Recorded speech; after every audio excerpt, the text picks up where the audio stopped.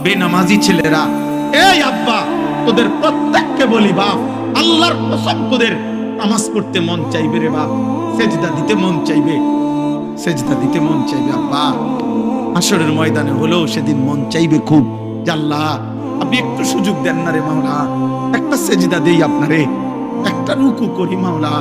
আমার সিরিয়াল আইতে তো হয়তো দেরি আছে মাওলা, আমারে তো বিচারের জন্য হয়তো সিরিয়ালে আরো পরে ডাকবে, এই ফাঁকে আমি আপনারে একটা সেজদা দেই। আল্লাহ বলেন, ওয়ালাউ শি'না লাআতাইনা কুল্লা নাফসিন হুদাহা। এই নাফরমান, আমি চাইলে তো দুনিয়াতেই প্রত্যেককে সেজদা দিতে পারতাম, দেওয়াইতে পারতাম, আমার আনুগত্য করাইতে পারতাম।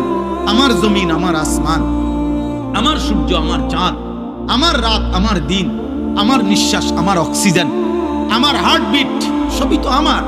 আমি চাইলে পারতাম বান্দা, আমি তো বাধ্য করে আনুগত্য নিতে পারতাম, কিন্তু যদি বাধ্য করেই নিতাম তো পুরস্কার দেব কেন?